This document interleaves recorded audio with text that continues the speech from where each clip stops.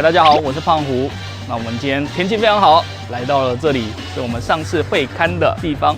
那今天我们就要来准备施工啦。那施工之前呢，我们要来说明一下我们今天的施工流程要注意哪些地方。首先呢，因为我们今天是做外墙的工程，而外墙工程我们会使用的是工业绳索的技术员。那工业绳索技术员就是我们常常看到的在外墙工作的蜘蛛人，他们就靠着绳子在外墙上面爬来爬去，在上面工作。而这个工作呢，其实相对来说，可能大家会觉得它很危险，但只要我们在事前，我们把我们的安全作业全部都做好的话，其实它的风险是相对非常低的哦。因为大家都很注重自己的生命安全啦，没有一个人想要在工作中出事情嘛，所以我们也特别注重这件事情。那我们在一开始工作之前呢，我们就会先做我们的装备的整点。我们先看看我们的绳子有没有问题啊，我们的安全带啊，其他的所有装备是不是都有问题。然后之后我们就要开始做我们的架绳了。而架绳最重要的事情就是要把我们的绳子固定在一个非常牢靠的地方，因为人出去之后只靠一根绳子来负重所有的重量，所以我们的绳子一定要架在非常安全的点。那架完绳子之后呢，我们就会开始准备要出去看看咯。那出去看看之前，还有一个很重要的事情，我们要先检查我们的施工人员的安全。那施工人员他本身的精神状态好吗？那他有那个证照，他的证照还在期限吗？因为这个证照都是需要上课，而且要考试才可以有的，不是一个随随便便路人就可以叫来说，我把你放下去，让你开始做哦。我们是需要专业的训练之后才可以开始施工的。然后在施工之前呢，我们要看看他的身体状况。看看他的血压是不是正常，如果他有身体不舒服，那当天他就肯定没办法施工了。而且也要看看我们的外墙外面的风速是多少，因为大家有看过嘛，风很大的时候，有一些那个外面在外墙施工的人被风吹得摇来摇去的，如果所以风太大，超过每秒10公尺的时候，就没办法在外墙施工了。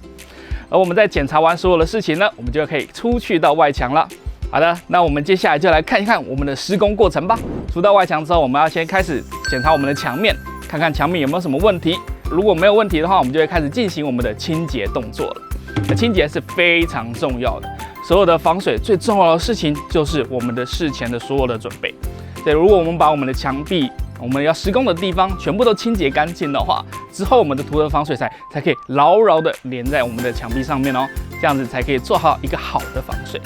而我们在清洗的时候呢，也可能会看我们的清洗要清洗什么呢？我们就是要清洗我们的脏污。青苔啊，还有一些可能快要掉下来的石头们，我们要把它们全部一一的处理掉。而在我们的清洗之后，我们的第二步骤就是要来做我们的打底了。那为什么要做打底呢？因为打底这个让防水材跟我们的墙壁结合的一个非常重要的界面剂。如果我们没有打底，直接把防水材涂上去，就好像你化妆没有打粉底，就直接把化妆品全部放上去，那再过一段时间，它就很容易脱妆了。所以我们的防水材也一样。如果我们没有做这件事情的话，它很容易就会导致我们防水坏掉，那它又会继续漏水了。所以打底是一件非常重要的事情。而打完底呢，我们就会开始先检查我们的墙壁的裂缝，还有刚刚有一些石头掉下来的地方，我们需要把它补平。因为如果我们没有把这些地方补平的话，我们的防水材很难把这些洞补起来。而没有补起来，它又会造成一个新的弱点，它也是一个容易漏水的地方。所以我们会用我们的填缝材来把这些弱点全部补起来。补起来之后呢，我们才可以来做我们的防水涂布哦。那我们把那些裂缝跟那些孔洞都补完之后呢，我们就要来涂我们的防水啦。那涂防水呢，我们要注意一件事，因为这个我们今天做的是一个有颜色的材料。那有颜色的材料呢，最怕就是滴到别人的家了。因为我们在外墙作业，如果我们用的料太多呢，它有可能就会滴到楼下，导致那个就好像我们在作画一样，它全部流下来了。那这样子呢，我们的邻居就会来找我们麻烦。所以我们为了避免造成邻居的困扰呢，我们在施工的时候要特别注意我们的使用量，避免影响到他们的外墙或者他们的居住环境。我们在外墙施工呢，要特别注意我们的施工次数，因为在外墙它有垂流的问题，也就是它会自己流下来。所以我们在涂布的时候需要涂好几次，才可以达到我们的设定厚度哦。如果只是单单的涂1次到2次的话，它的厚度是非常不够的。那这样子我们的防水效果就会非常的糟。也大部分的涂布式防水材呢，都是用厚度来建立它的保护年限的。所以如果它太薄的话，它就等于没有效哦。所以需要一定的厚度，就需要施工很多遍才可以达到一定的厚度哦。那在我们的徒步防水结束呢，我们的大部分的工程已经完工啦，但我们还要注意一些，就是窗框那些缝隙，而这些缝隙我们会使用矽利康来处理。而为什么我们会放在最后才来处理呢？那是因为矽利康有一个很重要的一点，它没办法被其他的材料涂在上面。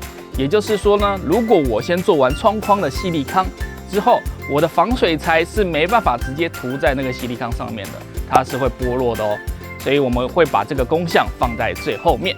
而在我们刚刚做的那些有孔隙啊或有缝的地方，我们使用的是 PU 胶的材料。这个材料是可以被防水材覆盖的，所以我们可以坐在下面，这是一个非常重要的一点哦。所以之后如果你有需要做施工的话，要记得矽利康是不可以被材料附着的，所以我们不会把它放在材料的下方哦。看完刚刚的施工影片，是不是觉得非常的刺激呢？你看到他们每个人都只靠了一根绳子，还有一根确保绳在外墙施工，这真的是看起来很惊险，是吧？而且他们在工作的时候呢，需要一直晒着太阳，真的是非常辛苦。而且如果他们想要上厕所的话，还没办法随便找到厕所上，还需要先从绳子上下来，再把衣服脱掉，那真的是非常的不方便了。如果你也喜欢我们的施工人员这么辛苦的施工影片的话，有这么变态吗？想要继续让他们更辛苦的话，如果以后看到外墙有这样的施工人员的话，一定要多多体谅他们的辛苦哦。如果你也喜欢我们的影片的话呢，要记得帮我们按赞、订阅、加分享，还有打开那重要的小铃铛，才可以看到我们最新的内容哦。当然，如果你有任何外墙防水的相关问题的话，也可以在下方留言，我们也会一一的回复你哦。好，那我是胖虎，我们下集再见喽，拜拜。